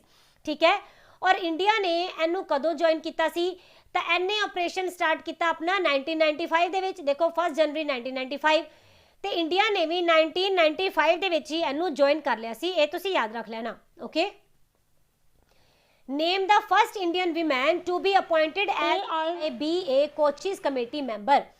ਉਸ ਭਾਰਤੀ ਔਰਤ ਦਾ ਨਾਮ ਦੱਸੋ ਜਿਨ੍ਹਾਂ ਨੂੰ ਕਿ ਹਾਲ ਹੀ ਦੇ ਵਿੱਚ AIBA ਕੋਚ ਦੀ ਕਮੇਟੀ ਦੇ ਵਿੱਚ ਨਾ ਐਜ਼ ਅ ਮੈਂਬਰ ਸ਼ਾਮਿਲ ਕਰ ਲਿਆ ਗਿਆ। ਤਾਂ ਇਹ ਹੋ ਜਾਣਗੇ ਡਾਕਟਰ ਤੜਾਂਗ ਮੀਨੂ ਜੀ। ਠੀਕ ਹੈ, ਇਹ ਪਹਿਲੇ ਵਿਮਨ ਬਣੇ ਨੇ ਔਰ ਦੂਸਰੇ ਇੰਡੀਅਨ ਬਣੇ ਨੇ ਜੋ ਕਿ AIBA ਦੀ ਕੋਚ ਕਮੇਟੀ ਦੇ ਵਿੱਚ ਐਜ਼ ਅ ਮੈਂਬਰ ਨਿਯੁਕਤ ਹੋਏ। ਔਰ ਇਹਨਾਂ ਨੂੰ ਹੀ ਨਾ ਬਾਕਸਿੰਗ ਫੈਡਰੇਸ਼ਨ ਆਫ ਇੰਡੀਆ ਇਹਨਾਂ ਦੀ ਵਿਮਨ ਕਮਿਸ਼ਨ ਦੇ ਵੀ ਚੇਅਰਮੈਨ ਇਹਨਾਂ ਨੂੰ ਹੀ ਰੀ ਇਲੈਕਟ ਕੀਤਾ ਗਿਆ ਸੀ ਥੋੜੀ ਦੇਰ ਪਹਿਲਾਂ। ਠੀਕ ਹੈ, ਔਰ ਇਸ ਦੇ ਨਾਲ ਨਾਲ ਤੁਸੀਂ ਯਾਦ ਰੱਖੋਗੇ ਕਿ ਜੋ ਸੈਕਟਰੀ ਜਨਰਲ ਹੈ ਨਾ AIBA ਦੇ ਇਹ ਵੀ ਥੋੜੀ ਦੇਰ ਪਹਿਲਾਂ ਨਵੇਂ ਨਿਯੁਕਤ ਕੀਤੇ ਗਏ ਹੈ। ਇਹਨਾਂ ਦਾ ਨਾਮ ਹੈ ਇਸਤਵਾਨ ਕੋਵੈਕਸ। ਠੀਕ ਹੈ, ਇਹ ਤੁਸੀਂ ਯਾਦ ਰੱਖਣਾ ਹੈ। ਹਾਂਜੀ, ਅਗਰ ਆਪਾਂ ਗੱਲ ਕਰਦੇ ਹਾਂ ਜੋ ਤੜਾਂਗ ਮੀਨੂ ਜੀ ਹੈ ਇਹ ਕਿਹੜੀ ਸਟੇਟ ਤੋਂ ਬਿਲੋਂਗ ਕਰਨਗੇ ਤਾਂ ਇਹ ਹੋ ਜਾਣਗੇ ਅਰੁਣਾਚਲ ਪ੍ਰਦੇਸ਼ ਦੇ। ठीक है। और ਇੱਥੇ ਤੁਸੀਂ ਦੇਖ ਪਾ ਰਹੇ ਹੋ ਕਿ ਫਸਟ ਇੰਡੀਅਨ ਵੀਮਨ ਬਣੇ ਹੈ ਜਿਨ੍ਹਾਂ ਨੂੰ AIBA ਦੀ ਕੋਚ ਕਮੇਟੀ ਦੇ ਵਿੱਚ ਸ਼ਾਮਿਲ ਕੀਤਾ ਗਿਆ। ਹੁਣ ਆਪਾਂ ਗੱਲ ਕਰਦੇ ਹਾਂ AIBA, ਇਹ ਹੈ ਇੰਟਰਨੈਸ਼ਨਲ ਬਾਕਸਿੰਗ ਐਸੋਸੀਏਸ਼ਨ, ਠੀਕ ਹੈ। ਔਰ ਇਹਦੀ ਜੋ ਫਾਰਮੇਸ਼ਨ ਹੋਈ 29-30 ਨਵੰਬਰ 1946 ਦੇ ਵਿੱਚ ਕੀਤੀ ਗਈ ਸੀ। ਹੈੱਡਕੁਆਟਰ ਕਿੱਥੇ ਹੋ ਜਾਏਗਾ? ਲੋਸੈਨ, ਸਵਿਟਜ਼ਰਲੈਂਡ ਦੇ ਵਿੱਚ ਹੀ। ਪ੍ਰੈਜ਼ੀਡੈਂਟ ਹੈਗੇ ਹੈ Umar Kremlev ji. Recently Biden Putin summit held at which place? ਹਾਲ ਹੀ ਦੇ ਵਿੱਚ ਨਾ ਜੋ USA ਦੇ ਪ੍ਰੈਜ਼ੀਡੈਂਟ ਨੇ ਬਾਈਡਨ ਐਂਡ ਰਸ਼ੀਆ ਦੇ ਪ੍ਰੈਜ਼ੀਡੈਂਟ ਜੋ ਹੈਗੇ ਨੇ ਪੁਤਿਨ, ਇਹਨਾਂ ਦੋਨਾਂ ਨੇ ਇੱਕ ਸਮਿਟ ਕੀਤੀ ਹੈ, ਆਪਸ ਦੇ ਵਿੱਚ ਮੇਲ ਕੀਤਾ ਹੈ। ਤਾਂ ਇਹ ਦੱਸਣਾ ਹੈ ਕਿ ਕਿਹੜੀ ਜਗ੍ਹਾ ਤੇ ਇਹਨਾਂ ਦੋਨਾਂ ਦੀ ਸਮਿਟ ਹੋਈ। ਇਹ ਹੋ ਜਾਏਗਾ ਜਨੇਵਾ, ਠੀਕ ਹੈ। ਜਨੇਵਾ ਕਿਹੜੇ ਕੰਟਰੀ ਦੇ ਵਿੱਚ ਹੈ? ਇਹ ਹੋ ਜਾਏਗਾ ਸਵਿਟਜ਼ਰਲੈਂਡ ਦੇ ਵਿੱਚ, ਠੀਕ ਹੈ। ਤਾਂ ਤੁਹਾਨੂੰ ਪਤਾ ਹੋਏਗਾ ਜੋ ਰਸ਼ੀਆ ਐਂਡ ਅਮਰੀਕਾ ਹੈਗੇ ਆ, ਕਾਫੀ ਲੰਬੇ ਸਮੇਂ ਤੋਂ ਨਾ ਇਹਨਾਂ ਦੇ ਰਿਸ਼ਤੇ ਲਗਾਤਾਰ ਵਿਗੜਦੇ ਜਾ ਰਹੇ ਹੈ। ਇਹਨਾਂ ਵਿੱਚ ਕਾਫੀ ਜ਼ਿਆਦਾ ਪ੍ਰੋਬਲਮ ਚੱਲ ਰਹੀ ਹੈ ਨਾ। ਖਾਸ ਕਰਕੇ ਜਦੋਂ ਅਮਰੀਕਾ ਦੇ ਪ੍ਰੈਜ਼ੀਡੈਂਟ ਹੁੰਦੇ ਸੀ ਕੌਣ? ਟਰੰਪ ਹੁੰਦੇ ਸੀ ਨਾ। ਤਾਂ ਉਦੋਂ ਕੋਈ ਵੀ ਮੰਨ ਲਓ ਅਮਰੀਕਾ ਦੇ ਵਿੱਚ ਨਾ ਸਾਈਬਰ ਸਿਕਿਉਰਿਟੀ ਨੂੰ ਲੈ ਕੇ ਕੋਈ ਵੀ ਪ੍ਰੋਬਲਮ ਹੋ ਗਈ ਤਾਂ ਇਹਨਾਂ ਨੇ ਕੀ ਕਰਨਾ ਹੈ? ਸਿੱਧਾ ਹੀ ਟਰੰਪ ਡਾਇਰੈਕਟ ਇਲਜ਼ਾਮ ਲਗਾ ਦਿੰਦੇ ਸੀ ਰਸ਼ੀਆ ਦੇ ਉੱਪਰ, ਠੀਕ ਹੈ, ਕਿ ਜੀ ਇਹ ਤਾਂ ਇਹਨਾਂ ਨੇ ਕੀਤਾ। ਹੌਲੀ ਹੌਲੀ ਕਰਕੇ ਇਹ ਗੈਪ ਇੰਨਾ ਜ਼ਿਆਦਾ ਵੱਧ ਗਿਆ ਕਿ USA ਨੇ ਰਸ਼ੀਆ ਤੋਂ ਆਪਦਾ ਐਂਬੈਸਡਰ ਵਾਪਸ ਬੁਲਾ ਲਿਆ ਐਂਡ ਰਸ਼ੀਆ ਨੇ USA ਤੋਂ ਆਪਣਾ ਐਂਬੈਸਡਰ ਵਾਪਸ ਬੁਲਾ ਲਿਆ। ਤੇ ਇਸ ਟਾਈਮ ਇਹਨਾਂ ਦੋਨਾਂ ਹੀ ਦੇਸ਼ਾਂ ਦੇ ਵਿੱਚ ਇੱਕ ਦੂਸਰੇ ਦੇ ਕੋਈ ਵੀ ਐਂਬੈਸਡਰ ਜੋ ਹੈ ਇਹ ਹੈਗੇ ਨਹੀਂ, ਠੀਕ ਹੈ। ਤੇ ਇਹਨਾਂ ਨੇ ਹੋਰ ਇਸ ਤੋਂ ਬਾਅਦ ਕੀ ਕੀਤਾ ਕਿ ਰਸ਼ੀਆ ਦੀ ਨਾ ਇੱਕ ਲਿਸਟ ਹੈਗੀ ਹੈ ਜਿਸ ਦੇ ਵਿੱਚ ਹੈਗੀ ਹੈ ਅਨਫ੍ਰੈਂਡਲੀ ਸਟੇਟਸ, ਓਕੇ। ਰਸ਼ੀਆ ਨੇ ਆਫੀਸ਼ੀਅਲੀ ਨਾ USA ਨੂੰ ਆਪਣੀ ਅਨਫ੍ਰੈਂਡਲੀ ਸਟੇਟਸ ਦੀ ਲਿਸਟ ਦੇ ਵਿੱਚ ਵੀ ਪਾਤਾ। ਹੁਣ ਤੁਸੀਂ ਸਮਝ ਸਕਦੇ ਹੋ ਕਿ ਇਹਨਾਂ ਦੇ ਵਿੱਚ ਕਿੰਨਾ ਜ਼ਿਆਦਾ ਟਸ਼ਨ ਚੱਲ ਰਿਹਾ ਹੋਏਗਾ, ਹੈ ਨਾ। ਪਰ ਹੁਣ ਜੋ ਬਾਈਡਨ ਜੋ ਹੈਗੇ ਆ ਇਹ ਆ ਗਏ ਆ, ਟਰੰਪ ਚਲੇ ਗਏ, ਤਾਂ ਇਹ ਫਿਰ ਪੁਤਿਨ ਜੀ ਨੂੰ ਮਿਲੇ। ਦੋਨੋਂ ਨੇਤਾ ਇੱਕ ਦੂਸਰੇ ਨੂੰ ਇੰਨਾ ਕੁ ਜ਼ਿਆਦਾ ਪਸੰਦ ਕਰਨ ਲੱਗ ਗਏ ਇਸ ਮੀਟਿੰਗ ਤੋਂ ਬਾਅਦ ਕਿ ਇੱਕ ਦੂਸਰੇ ਦੀ ਤਾਰੀਫ ਕਰ ਰਹੇ ਹੈ ਕਿ ਤੁਸੀਂ ਚੰਗੇ ਹੋ, ਤੁਸੀਂ ਚੰਗੇ ਹੋ, ਨਾ ਜੀ ਤੁਸੀਂ ਚੰਗੇ ਹੋ, ਨਾ ਸਰ ਤੁਸੀਂ ਚੰਗੇ ਹੋ, ਹੈ ਨਾ। ਤਾਂ ਇੱਕ ਦੂਸਰੇ ਦੀ ਤਾਰੀਫ ਕਰਦੇ ਹੀ ਨਹੀਂ ਥੱਕ ਰਹੇ। ਜਦੋਂ ਹੀ ਇਹਨਾਂ ਦੀ ਮੀਟਿੰਗ ਹੋਈ ਹੈ ਜਨੇਵਾ ਦੇ ਵਿੱਚ, ਚਾਹੇ ਮੀਟਿੰਗ ਦੇ ਵਿੱਚੋਂ ਖਾਸ ਕੁਝ ਬਾਹਰ ਨਿਕਲਿਆ ਨਹੀਂ ਹੈਗਾ, ਪਰ ਫਿਰ ਵੀ ਆਉਣ ਵਾਲੇ ਟਾਈਮ ਦੇ ਵਿੱਚ ਮੰਨਿਆ ਜਾ ਰਿਹਾ ਹੈ ਕਿ ਜੋ ਇਹ USA ਹੈ ਐਂਡ ਰਸ਼ੀਆ ਨਾ, ਇਹਨਾਂ ਦੋਨਾਂ ਦੇ ਹੀ ਰਿਲੇਸ਼ਨ ਦੇ ਵਿੱਚ ਸੁਧਾਰ ਜ਼ਰੂਰ ਆਏਗਾ, ਠੀਕ ਹੈ। ਹਾਂਜੀ, ਕਰੰਟ ਦੇ ਨਾਲ ਰਿਲੇਟ ਕਰੀਏ, ਨੀਦਰਲੈਂਡ ਨੇ ਟੌਪ ਕੀਤਾ IMD ਦੀ ਵਰਲਡ ਕੰਪੀਟੀਟਿਵਨੈਸ ਇੰਡੈਕਸ ਨੂੰ। ਇਸ ਇੰਡੈਕਸ ਦੇ ਵਿੱਚ ਇੰਡੀਆ ਦਾ ਰੈਂਕ ਰਿਹਾ ਸੀ 43rd। ਔਰ ਸਵਿਟਜ਼ਰਲੈਂਡ ਐਦਾਂ ਦੀ ਕੰਟਰੀ ਹੈ ਜਿਨੇ ਕਿ ਫੁੱਲ ਫੇਸ ਕਵਰ ਕਰਨ ਦੇ ਉੱਪਰ ਬੈਨ ਲਗਾ ਦਿੱਤਾ ਹੈ ਪਬਲਿਕ ਪਲੇਸਿਸ ਤੇ, ਯਾਨੀ ਇੱਥੇ ਤੁਸੀਂ ਬੁਰਕਾ ਵਗੈਰਾ ਪਾ ਕੇ ਨਹੀਂ ਆ ਸਕਦੇ। ਸਵਿਟਜ਼ਰਲੈਂਡ ਨੇ ਪੂਰੀ ਦੁਨੀਆ ਦਾ ਸਭ ਤੋਂ ਛੋਟਾ ਜੋ 골ਡ ਕੋਇਨ ਹੈ ਨਾ ਇਹਨੂੰ ਲਾਂਚ ਕੀਤਾ ਹੈ, ਮਿੰਟ ਕੀਤਾ ਹੈ, ਠੀਕ ਹੈ। ਔਰ ਇਸ ਦੇ ਵਿੱਚ ਫੋਟੋ ਕਿੰਨਾ ਦੀ ਹੈ? ਐਲਬਰਟ ਆਇਨਸਟਾਈਨ ਜੀ ਦੀ, ਜੋ ਕਿ ਬਹੁਤ ਹੀ ਮਹਾਨ ਸਾਇੰਟਿਸਟ ਹੋਇਆ ਹੈ। ਇਹ ਤੁਹਾਨੂੰ ਦਿਖ ਰਹੀ ਹੋਏਗੀ ਸਵਿਟਜ਼ਰਲੈਂਡ ਦੀ ਲੋਕੇਸ਼ਨ। ਇਸ ਦੇ ਉੱਪਰ ਤੁਹਾਨੂੰ ਮਿਲੇਗੀ Germany, okay. Germany and Switzerland ਦੇ ਵਿਚਕਾਰ ਇੱਕ ਰਿਵਰ ਹੈ ਜਿਸ ਦਾ ਨਾਮ ਹੈ ਰਾਈਨ ਰਿਵਰ, ਔਰ ਇਹ ਬਾਰਡਰ ਬਣਾਉਂਦੀ ਹੈ ਮੈਕਸਿਮਮ ਜੋ ਕਿ Germany and Switzerland the, okay. ਇਸ ਦੇ ਨਾਲ ਇਹਦੇ ਲੈਫਟ ਵਿੱਚ ਤੁਹਾਨੂੰ ਦਿਖ ਰਿਹਾ ਹੋਏਗਾ ਫਰਾਂਸ ਐਂਡ ਸਵਿਟਜ਼ਰਲੈਂਡ ਦੇ ਵਿੱਚ ਇੱਕ ਇੰਪੋਰਟੈਂਟ ਮਾਊਂਟੇਨ ਰੇਂਜ ਹੈ ਜੋ ਤੁਹਾਨੂੰ ਹੁਣ ਤੱਕ ਰੱਟ ਗਈ ਹੋਏਗੀ। ਇਹ ਕਿਹੜੀ ਹੈ? ਜੂਰਾ ਮਾਊਂਟੇਨਸ। ਇਹ ਇੰਪੋਰਟੈਂਟ ਹੈ, ਪੇਪਰ ਦੇ ਵਿੱਚ ਪੁੱਛੀ ਜਾਂਦੀ ਹੈ, ਤਾਂ ਯਾਦ ਰੱਖਣਾ, ਓਕੇ। ਇਸ ਦੇ ਨਾਲ ਤੁਸੀਂ ਇੱਥੇ ਨੀਚੇ ਕੀ ਦੇਖ ਰਹੇ ਹੋ? ਇਟਲੀ, ਹੈ ਨਾ। ਸਵਿਟਜ਼ਰਲੈਂਡ ਦੇ ਨੀਚੇ ਵਾਲੀ ਸਾਈਡ ਇਟਲੀ ਦਾ ਬਾਰਡਰ ਹੈ। ਇਟਲੀ ਐਂਡ ਸਵਿਟਜ਼ਰਲੈਂਡ ਦੇ ਵਿੱਚ ਇੱਕ ਆ ਜਾਂਦੀ ਹੈ ਮਾਊਂਟੇਨ ਰੇਂਜ ਜਿਸ ਦਾ ਨਾਮ ਕੀ ਹੈ? ਪੈਨਾਈਨ, ਓਕੇ। ਇਹ ਨਾ ਐਲਪਸ ਮਾਊਂਟੇਨ ਦੀ ਰੇਂਜ ਹੈ, ਓਕੇ। ਔਰ ਇਹ ਬਾਰਡਰ ਕ੍ਰੀਏਟ ਕਰਦੀ ਹੈ ਇਟਲੀ ਐਂਡ ਸਵਿਟਜ਼ਰਲੈਂਡ ਦੇ ਵਿੱਚ ਹੀ, okay. Who has become world's biggest philanthropist of 20th century? 20ਵੀਂ ਸਦੀ ਦੇ ਸਭ ਤੋਂ ਜ਼ਿਆਦਾ ਦਾਨ ਕਰਨ ਵਾਲੇ ਇਨਸਾਨ ਕੌਣ ਬਣੇ ਹੈ? ਇਹ ਹੋ ਜਾਣਗੇ ਜਮਸ਼ੇਦਜੀ ਟਾਟਾ। ਇਹਨਾਂ ਨੇ ਕੁੱਲ ਕਿੰਨਾ ਦਾਨ ਕੀਤਾ? ਇਹਨਾਂ ਨੇ $102 ਬਿਲੀਅਨ ਦਾ ਦਾਨ ਕੀਤਾ ਹੈ। ਔਰ ਇਹ ਲਿਸਟ ਜਾਰੀ ਕੀਤੀ ਗਈ ਹੈ ਟੌਪ 50 ਗਿਵਰਸ ਦੀ, ਯਾਨੀ ਟੌਪ 50 ਦਾਨ ਕਰਨ ਵਾਲੇ ਇਨਸਾਨਾਂ ਦੀ ਲਿਸਟ ਨੂੰ ਜਾਰੀ ਕੀਤਾ ਗਿਆ। ਔਰ ਇਸ ਨੂੰ ਜਾਰੀ ਕਿੰਨੇ ਕੀਤਾ ਹੈ? ਇਹ ਹੋ ਜਾਏਗੀ ਹੁਰਨ ਰਿਪੋਰਟ ਐਂਡ ਐਡਲ ਗਿਵ ਫਾਊਂਡੇਸ਼ਨ, ਠੀਕ ਹੈ। ਇਹਨਾਂ ਨੇ ਕੁੱਲ ਜੋ ਹੈ ਮਤਲਬ 50 ਬੰਦਿਆਂ ਦੀ ਲਿਸਟ ਜਾਰੀ ਕੀਤੀ ਸੀ ਔਰ ਉਹਨਾਂ ਨੂੰ ਲਿਸਟ ਦੇ ਵਿੱਚ ਰੱਖਿਆ ਗਿਆ ਕਿ ਕਿੰਨੇ ਕਿੰਨਾ ਦਾਨ ਕੀਤਾ, ਓਕੇ। ਤਾਂ ਦੂਸਰੇ ਨੰਬਰ ਦੇ ਉੱਪਰ ਕੌਣ ਰਹੇ ਨੇ? ਇਹ ਹੋ ਜਾਣਗੇ ਬਿਲ ਗੇਟਸ ਜੀ ਐਂਡ ਮੈਲਿੰਡਾ ਗੇਟਸ। ਇਹਨਾਂ ਨੇ ਟੋਟਲ $74.6 ਬਿਲੀਅਨ ਦਾਨ ਦੇ ਵਿੱਚ ਦਿੱਤੇ ਨੇ। ਔਰ ਜਮਸ਼ੇਦਜੀ ਟਾਟਾ ਇੰਡੀਆ ਦੇ ਟਾਟਾ ਗਰੁੱਪ ਦੇ ਫਾਊਂਡਰ ਹੈਗੇ ਆ।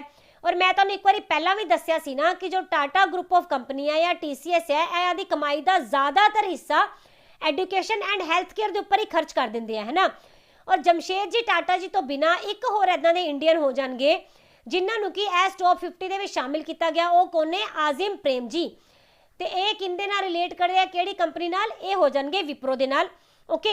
और ਇਹਨਾਂ ਨੇ जो है ना टोटल 22 बिलियन डॉलर ਦੀ जो संपत्ति है दान ਦੇ ਵਿੱਚ ਦੇ ਦਿੱਤੀ ਸੀ। अगर ਆਪਾਂ ਗੱਲ ਕਰਦੇ ਹਾਂ कि टाटा ग्रुप ऑफ कंपनी ਦੀ, ਤਾਂ ਇਹਨੂੰ ਫਾਊਂਡ ਕੀਤਾ ਗਿਆ ਸੀ 1868 ਦੇ ਵਿੱਚ। ਇਹਦੇ ਫਾਊਂਡਰ ਹੋ ਜਾਣਗੇ ਜਮਸ਼ੇਦਜੀ ਟਾਟਾ। ਹੈੱਡਕੁਆਟਰ ਮਿਲੇਗਾ ਬੰਬੇ ਦੇ ਵਿੱਚ, ਠੀਕ ਹੈ। ਔਰ ਇਹਦੇ ਚੇਅਰਮੈਨ ਹੋ ਜਾਣਗੇ ਨਟਰਾਜਨ ਚੰਦਰ ਸ਼ੇਖਰਨ ਜੀ, okay. Who has become first vice chancellor of Delhi sports university. Delhi the sports university ਦੇ ਪਹਿਲੇ ਵਾਈਸ ਚਾਂਸਲਰ ਨਿਯੁਕਤ ਕੀਤੇ ਗਏ ਹੈ। ਇਹਨਾਂ ਦਾ ਨਾਮ ਕੀ ਹੈ? ਤਾਂ ਇਹ ਹੋ ਜਾਣਗੇ ਕਰਨਮ ਮਲੇਸ਼ਵਰੀ ਜੀ, ਠੀਕ ਹੈ। ਇਹਨਾਂ ਨੂੰ ਹਾਲ ਹੀ ਦੇ ਵਿੱਚ ਵਾਈਸ ਚਾਂਸਲਰ ਨਿਯੁਕਤ ਕੀਤਾ ਗਿਆ। ਔਰ ਕਰਨਮ ਮਲੇਸ਼ਵਰੀ ਜੀ ਜੋ ਹੈਗੇ ਆ ਨਾ, ਇਹ ਇੰਡੀਆ ਦੇ ਪਹਿਲੇ ਇੱਦਾਂ ਦੇ ਵਿਮਨ ਬਣੇ ਸੀ ਜੋ ਕਿ ਓਲੰਪਿਕ ਦੇ ਵਿੱਚ ਮੈਡਲ ਜਿੱਤਿਆ ਸੀ ਜਿਨ੍ਹਾਂ ਨੇ, ਓਕੇ। ਅਗਰ ਆਪਾਂ ਗੱਲ ਕਰਦੇ ਹਾਂ, ਇਹਨਾਂ ਦਾ ਬਰਥ ਹੋਇਆ 1975 ਦੇ ਵਿੱਚ। ਔਰ ਇਹਨਾਂ ਇੰਡੀਅਨ ਵੇਟ ਲਿਫਟਰ ਨੇ ਜੋ ਕਿ ਹੁਣ ਰਿਟਾਇਰ ਹੋ ਚੁੱਕੇ ਹੈ। ਔਰ ਇਹ ਪਹਿਲੇ ਇੰਡੀਅਨ ਵਿਮਨ ਬਣੇ ਜਿਨ੍ਹਾਂ ਨੂੰ ਕਿ ਮੈਡਲ ਮਿਲਿਆ ਸੀ ਓਲੰਪਿਕਸ ਦੇ ਵਿੱਚ। 1995 ਦੇ ਵਿੱਚ ਹੀ ਇਹਨਾਂ ਨੂੰ ਇੱਕ ਅਵਾਰਡ ਦੇ ਨਾਲ ਸਨਮਾਨਿਤ ਕੀਤਾ ਗਿਆ। ਕਿਹੜੇ ਵਾਲਾ? ਰਾਜੀਵ ਗਾਂਧੀ ਖੇਲ ਰਤਨ ਅਵਾਰਡ। ਔਰ ਇਹਨੂੰ ਮੰਨਿਆ ਜਾਂਦਾ ਹੈ ਇੰਡੀਆ ਦਾ ਹਾਈਐਸਟ ਸਪੋਰਟ ਆਨਰ, ਹੈ ਨਾ। ਤਾਂ ਇਹ ਵੀ ਤੁਸੀਂ ਯਾਦ ਰੱਖਣਾ। ਇਸ ਦੇ ਨਾਲ ਨਾਲ ਇਹਨਾਂ ਨੂੰ ਪਦਮ ਸ਼੍ਰੀ ਦੇ ਨਾਲ ਵੀ ਸਨਮਾਨਿਤ ਕੀਤਾ ਗਿਆ ਸੀ, ਓਕੇ। ਔਰ ਇਹ ਨਾ ਪਹਿਲੇ ਤਾਂ ਹੈਗੇ ਹੀ ਨੇ ਵੇਟ ਲਿਫਟਰ, ਇਸ ਦੇ ਨਾਲ ਨਾਲ only Indian women weight lifter ਹੈ ਜਿਨ੍ਹਾਂ ਨੂੰ ਕਿ ਓਲੰਪਿਕ ਦੇ ਵਿੱਚ ਕੋਈ ਵੀ ਮੈਡਲ ਮਿਲਿਆ ਹੋਏ, ਠੀਕ ਹੈ। ਤਾਂ ਹੁਣ ਇਹਨਾਂ ਨੂੰ ਵਾਈਸ ਚਾਂਸਲਰ ਬਣਾ ਦਿੱਤਾ ਗਿਆ ਕਿੰਦਾ? ਦਿੱਲੀ ਸਪੋਰਟਸ ਯੂਨੀਵਰਸਿਟੀ ਦਾ। The shooting range at the Noida stadium will be named after whom.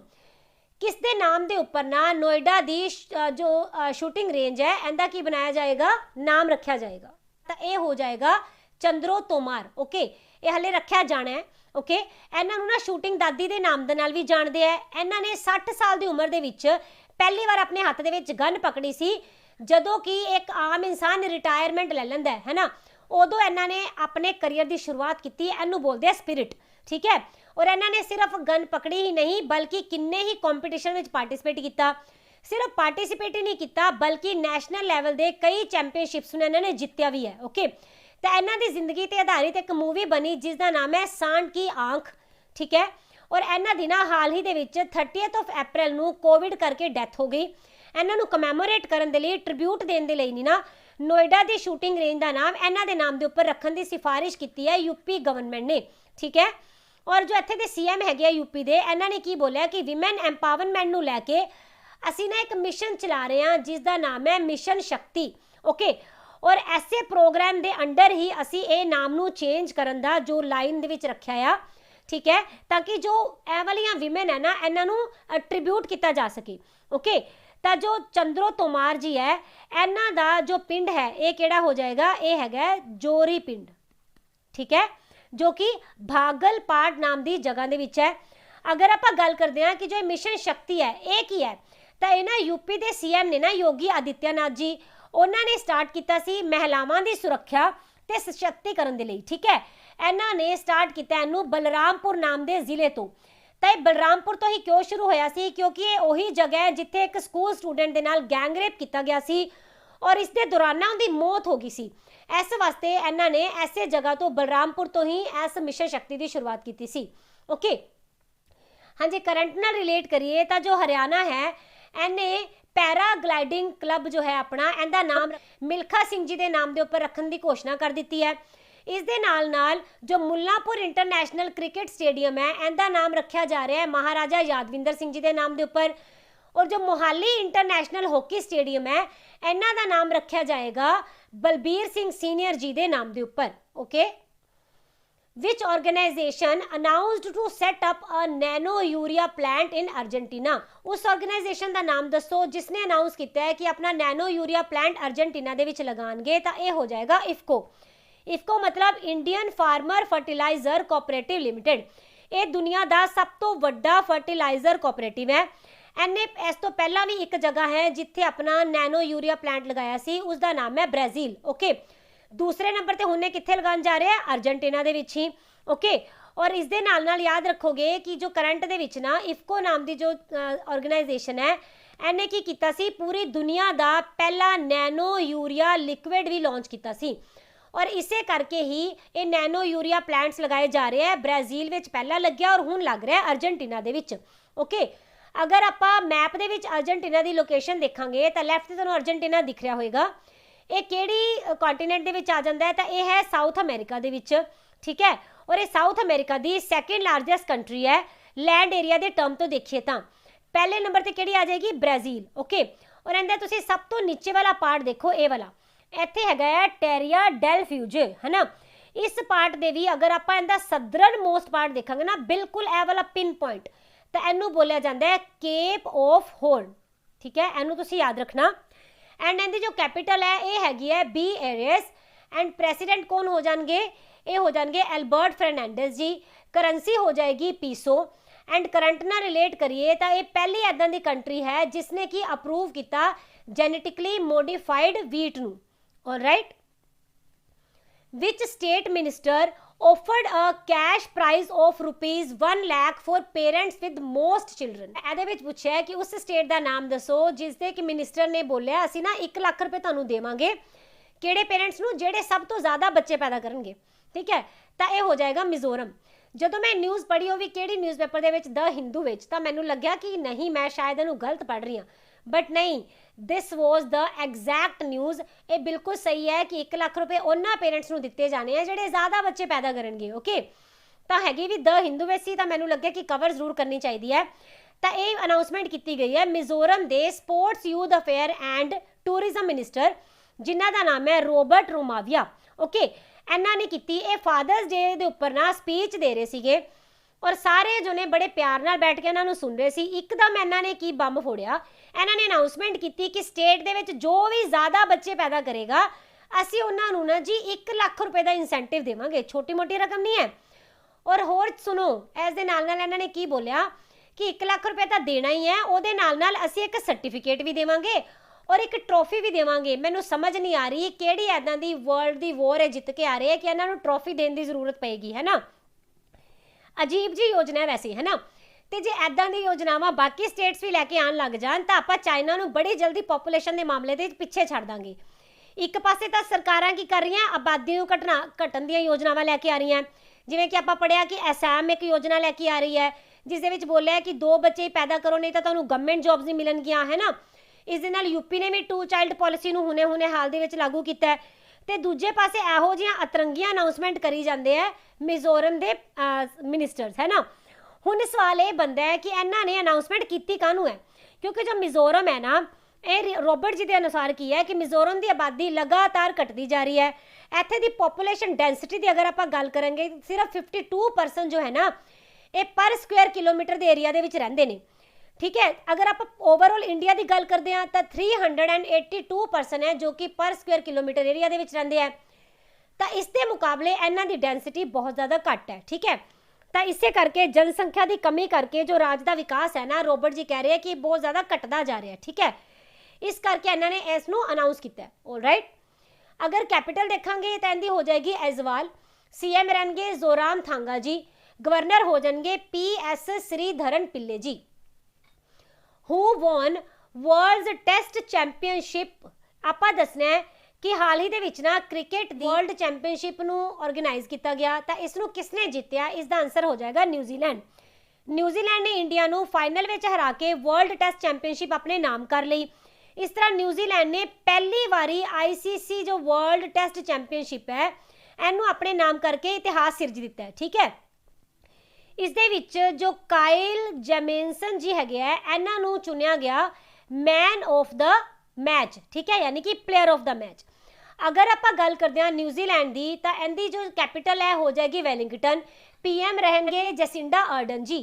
Current ਨਾਲ ਰਿਲੇਟ ਕਰਦੇ ਹਾਂ ਤਾਂ ਨਿਊਜ਼ੀਲੈਂਡ ਨੇ ਲਾਂਚ ਕੀਤਾ ਵਰਲਡ ਦੀ ਪਹਿਲੀ ਵੁਡਨ ਸੈਟੇਲਾਈਟ ਨੂੰ। ਇਹੀ ਪਹਿਲੀ ਇਦਾਂ ਦੀ ਕੰਟਰੀ ਹੈ ਜਿਸਨੇ ਕਿ ਡਿਕਲੇਅਰ ਕੀਤਾ ਕਲਾਈਮੇਟ ਐਮਰਜੈਂਸੀ ਨੂੰ। ਔਰ 2023 ਦੇ ਵਿੱਚ FIFA ਵਿਮਨ ਵਰਲਡ ਕੱਪ ਹੋਣ ਜਾ ਰਿਹਾ ਹੈ। ਇਹਨੂੰ ਨਾ ਜੁਆਇੰਟਲੀ ਜੋ ਹੋਸਟ ਕਰਨਗੇ ਨਿਊਜ਼ੀਲੈਂਡ ਐਂਡ ਆਸਟ੍ਰੇਲੀਆ। ਇਸ ਦੇ ਨਾਲ ਨਾਲ ਨਿਊਜ਼ੀਲੈਂਡ ਨੇ ਆਪਣਾ ਪਹਿਲਾ ਆਰਟੀਫਿਸ਼ੀਅਲ ਇੰਟੈਲੀਜੈਂਸ ਪੁਲਿਸ ਬਣਾਇਆ ਜਿਸ ਦਾ ਨਾਮ ਕੀ ਰੱਖਿਆ ਇਹਨਾਂ ਨੇ? ਐਲਾ, ਓਕੇ। ਨੇਮ ਦਾ 52nd tiger reserve of India recently announced. ਆਪਾਂ ਦੱਸਣਾ ਹੈ ਕਿ ਇੰਡੀਆ ਨੇ ਨਾ ਆਪਣਾ ਹਾਲ ਹੀ ਦੇ ਵਿੱਚ 52 ਨੰਬਰ ਦਾ ਟਾਈਗਰ ਰਿਜ਼ਰਵ ਅਨਾਉਂਸ ਕੀਤਾ ਹੈ। ਇਹ ਕਿਹੜਾ ਹੋ ਜਾਏਗਾ? ਤਾਂ ਇਹ ਰਹੇਗਾ ਰਾਮਗੜ੍ਹ ਵਿਸ਼ਧਾਰੀ ਸੈਂਚੁਰੀ, ਓਕੇ। ਦੇਖੋ ਇਹ ਹੈ ਕਿਹੜੀ ਜਗ੍ਹਾ ਤੇ? ਤਾਂ ਇਹ ਮਿਲੇਗੀ ਆਪਣੀ ਰਾਜਸਥਾਨ ਸਟੇਟ ਦੇ ਵਿੱਚ। ਔਰ ਇਹ ਦੇਸ਼ ਦੀ 52 ਨੰਬਰ ਦਾ ਟਾਈਗਰ ਰਿਜ਼ਰਵ ਬਣਿਆ और अगर राजस्थान की गल करिए तो राजस्थान दे विच हो जाएगा चौथे नंबर का टाइगर रिजर्व। पहले 3 किहड़े-किहड़े है राजस्थान च? एक तो है रणथंभौर, दूसरा है सरिस्का, तीसरा हो जाएगा मुकुंदरा। ओके, हुण तुसीं देखो आपां नूं कुछ देर पहला ही पढ़िया सी कि जो फैबररी दे विच ना 51 नंबर का टाइगर रिजर्व इहदी भी घोषणा की गई सी और यह है कित्थे बनिया? तमिलनाडु दे विच। इसदा नाम सीगा सिरिविल्लीपुथर एंड मेघामलाई। हुण तुसीं सोच रहे होवोगे कि इन्हां दे नाल किसी दे नाल टाइगर रिजर्व तो रग्गिया नहीं हैगा, है ना? तो देखो जिन्नियां भी ना नैशनल पार्क हुंदे आ या फिर जिन्नियां भी वाइल्ड लाइफ सेंचुरी हुंदियां और ये टाइगर की कंजरवेशन के लिए अगर इंपोर्टेंस रखती हैं तो उन्होंने ही ना टाइगर रिजर्व घोषित कर दिया जाता है। ठीक है, टाइगर की कंजरवेशन के लिए इंडिया के विच किहड़ा प्रोजैक्ट आया सी? Project tiger. और ये कदों आया सी? 1973 दे विच इहदी शुरुआत की गई सी। और टाइगर रिजर्व अगर आप देखते हैं, टाइगर डे अगर आप देखते हैं तो यह मनाया जाता है 29 जुलाई नूं, ओके, ग्लोबली। और 29 जुलाई के नाल ही रिलेट करके तुसीं याद रख लेना कि इंडिया दे विच ना टोटल 2018 की जो सेंसस हुई है टाइगर की, उहदे विच 2967 एने टाइगर ने, यानी कि 29 फिर 6 छोड़ देना है और जुलाई 7th मंथ हुंदा है। तो इत्थों तुसीं ये वाली फिगर नूं याद रख सकते हो और ये फिगर वेरी वेरी इंपॉर्टेंट है, इहनूं भुल्लना नहीं है तुसीं। और एक होर फिगर है जिहड़ी तुसीं याद रखनी है, वो किहड़ी? सब तो ज़्यादा टाइगर जिहड़े हैगे आ कित्थे मिलदे आ? MP दे विच। किन्ने? 526। दूसरे नंबर ते जगह आ जाती है कर्नाटका। कर्नाटका दे विच हैगे 524। ये तीनों ही फिगर तुहाडे लिए बहुत इंपॉर्टेंट है, इन्हां नूं भुल्लना नहीं है। ओके, और इस दे नाल नाल तुसीं याद रखोगे कि IUCN ने अपनी किहड़ी लिस्ट दे विच इहनूं रखिया होया है? तो ये हो जाएगा एंडेंजर्ड स्पीशीज़ दे विच। ओके, राजस्थान की जो कैपिटल है जयपुर, CM ने अशोक गहलोत एंड गवर्नर हो जाएंगे कलराज मिश्रा जी। अगर करंट नाल रिलेट करते हैं तो इत्थे आई एक CM Chiranjeevi health insurance scheme, जिस दे विच की राजस्थान दे विच रहने वाले सारी ही जनता नूं कैशलैस जो है बीमा प्रोवाइड किया गया और ऐदां दी ये पहली स्टेट बनी। ओके, और इंडो US जो युद्ध अभ्यास नाम की एक एक्सरसाइज हुंदी है, ये भी इत्थे करवाई गई। इंदिरा रसोई योजना भी कित्थों दी है? इत्थे राजस्थान दी है। और इंडिया का पहला ऑर्गन डोनर मैमोरीअल ये भी कित्थे स्थापित किया गया? राजस्थान दे विच ही। और ये पहला है जिन्हें की बायोफ्यूल पॉलिसी नूं लागू किया सी इंडिया दे विच। Okay, which scheme has been launched by Gujarat for the farmers of tribal districts. Gujarat की स्टेट गवर्नमेंट ने हाल ही दे विच बोलिया है कि जिहड़े ट्राइबल साडियां इत्थे दे स्टेट्स है उन्हां दे लई असीं ना एक स्कीम लैके आ रहे हैं। तो इस स्कीम का नाम दसो? ये हो जाएगी एग्रीकल्चर डाइवर्सिफिकेशन स्कीम। ठीक है, इस स्कीम नूं वर्चुअली लॉन्च किया गया कोविड करके एंड इस दे तहत ना जो गवर्नमेंट ट्राइबल फार्मर्स नूं ना फर्टिलाइजर्स देगी, नाल ही सीड्स भी वंडेगी फ्री ऑफ कॉस्ट। एंड दे विच 45 kg दिता जाएगा यूरिया, देन 50 kg दिता जाएगा NPK। NPK मतलब नाइट्रोजन, P ते हो जाएगा फॉस्फोरस एंड K ते हो जाएगा पोटेशियम। ठीक है, ये भी दिता जाएगा। इस दे नाल नाल मिलेगा 50 kg अमोनीयम सल्फेट। ठीक है, तो इहदे विच ना गुजरात दे टोटल 14 इदां दे ट्राइबल डिस्ट्रिक्ट्स है जिन्हां नूं कवर किया जाएगा। ऑलराइट, एंड इस स्कीम के तहत पिछले साल भी ना गुजरात ने करीब 10 लाख किसानों को लाभ दिता सी, यानी कि स्कीम नवीं नहीं हैगी, इहनूं एक्सटेंड किया गया। ओके, अगर गल करिए गुजरात की कैपिटल दी तो यह हो जाएगी गांधीनगर। CM होंगे विजय रूपानी जी एंड गवर्नर हो जाएंगे आचार्य देवव्रत जी। करंट नाल रिलेट करिए तो इंडिया की पहले सिल्क प्रोसैसिंग प्लांट इत्थे लग्या। वर्ल्ड का लॉन्गेस्ट टैंपल रोपवे ये कित्थे है? जूनागढ़ दे विच ही है। और इंडिया का पहला डायनासोर पार्क ये बनेगा माही सागर, जो कि यही वाली डिस्ट्रिक्ट दे विच ही मिलेगा। ओके,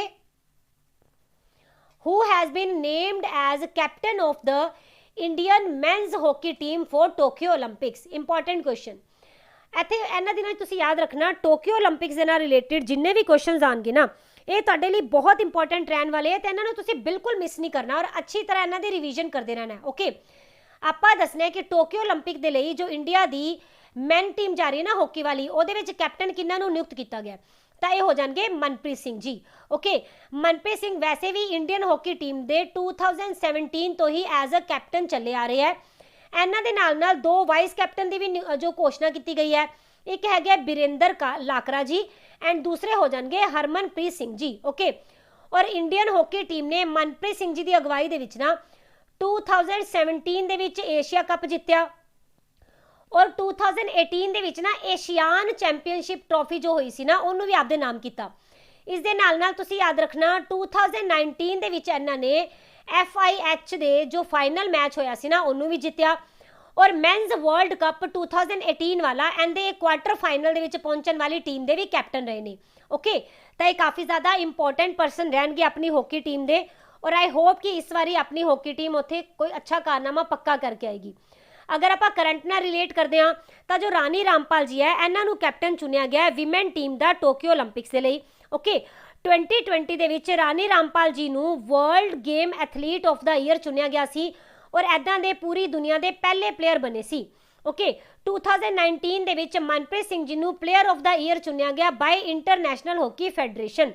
ਆਲਰਾਈਟ, ਇਹ ਤੁਸੀਂ ਸਾਰੇ ਫੈਕਟ ਯਾਦ ਰੱਖਣਾ। ਤਾਂ ਅਗਰ ਆਪਾਂ ਗੱਲ ਕਰਦੇ ਹਾਂ ਇੰਟਰਨੈਸ਼ਨਲ ਹਾਕੀ ਫੈਡਰੇਸ਼ਨ ਦੀ ਤਾਂ ਇਹਦੀ ਐਬਰੀਵੇਸ਼ਨ FIH ਹੋ ਜਾਏਗੀ। ਫਾਰਮੇਸ਼ਨ ਇਹਦੀ ਹੋਏਗੀ 7 ਜਨਵਰੀ 1924 ਵਿੱਚ ਐਂਡ ਇਹਨੂੰ ਕਿੱਥੇ ਫਾਊਂਡ ਕੀਤਾ ਗਿਆ ਸੀ? ਪੈਰਿਸ ਫਰਾਂਸ ਦੇ ਵਿੱਚ। ਰਾਈਟ, ਹੈੱਡਕੁਆਟਰ ਹੋ ਜਾਏਗਾ ਲੋਸੈਨ ਸਵਿਟਜ਼ਰਲੈਂਡ। ਔਰ ਅਗਰ ਆਪਾਂ ਗੱਲ ਕਰੀਏ ਇਹਦੇ ਵਿੱਚ 137 ਨੈਸ਼ਨਲ ਐਸੋਸੀਏਸ਼ਨਸ ਹੈਗੀਆਂ ਜੋ ਇਹਦੇ ਮੈਂਬਰ ਨੇ। ਓਕੇ, ਇਹਦੇ ਪ੍ਰੈਜ਼ੀਡੈਂਟ ਹੋ ਜਾਣਗੇ ਡਾਕਟਰ ਨਰਿੰਦਰ ਧਰੁਵ ਬੱਤਰਾ, ਇਹ ਵੀ ਇੰਪੋਰਟੈਂਟ ਰਹਿਣਗੇ। CEO ਹੋ ਜਾਣਗੇ ਥਿਰੇ ਵੀਲ ਜੀ। ਓਕੇ, ਤਾਂ ਇਹ ਸੀ 3 ਦਿਨ 25th 6th ਐਂਡ 7th ਜੂਨ 2021 ਦੇ ਸਾਰੇ ਹੀ ਕਰੰਟ ਅਫੇਅਰ ਦਾ ਸੈਸ਼ਨ। ਕੱਲ ਤੋਂ ਆਪਾਂ ਡੇਲੀ ਦਾ ਕਰੰਟ ਅਫੇਅਰ ਜੋ ਹੈ ਲੈ ਕੇ ਆਇਆ ਕਰਨਾ ਹੈ, ਯਾਨੀ ਕਿ ਇਕੱਠਾ ਨਹੀਂ ਕਰਨਾ, ਬਹੁਤ ਜ਼ਿਆਦਾ ਹੋ ਜਾਂਦਾ ਹੈ। ਐਂਡ ਅਗਰ ਤੁਹਾਨੂੰ ਲੱਗਦਾ ਹੈ ਕਿ ਇਹਨਾਂ ਸੈਸ਼ਨਸ ਦੇ ਉੱਪਰ ਮੈਂ ਵਾਕਈ ਮਿਹਨਤ ਕਰ ਰਹੀ ਹਾਂ, ਤੁਹਾਡੇ ਲਈ ਮੈਂ ਸਰਚ ਕਰਕੇ ਅੱਛੇ ਲੈਕਚਰ ਬਣਾ ਰਹੀ ਹਾਂ, ਤਾਂ ਪਲੀਜ਼ ਇਹਨਾਂ ਨੂੰ ਲਾਈਕ ਜ਼ਰੂਰ ਕਰੋ ਕਿਉਂਕਿ ਤੁਹਾਡੀ ਲਾਈਕ ਦੇ ਨਾਲ ਹੀ ਮੋਟੀਵੇਸ਼ਨ ਮਿਲਣੀ ਹੈ। ਓਕੇ, ਤੇ ਐਰੀਡੀਸ਼ਨ ਸਟੱਡੀਜ਼ ਨੂੰ ਤੁਸੀਂ ਹੀ ਅੱਗੇ ਲੈ ਕੇ ਜਾ ਸਕਦੇ ਹੋ, ਇਸ ਲਈ ਤੁਹਾਡਾ ਸਪੋਰਟ ਮੈਨੂੰ ਬਹੁਤ ਜ਼ਿਆਦਾ ਜ਼ਰੂਰੀ ਚਾਹੀਦਾ। ਓਕੇ, ਤਾਂ ਫਿਰ ਇੰਨਾ ਹੀ ਵਰਡਸ ਦੇ ਨਾਲ ਥੈਂਕ ਯੂ ਸੋ ਮਚ। ਮਿਲਦੇ ਹਾਂ ਕੱਲ ਦੇ ਸੈਸ਼ਨ ਦੇ ਵਿੱਚ। Till then take care, bye bye.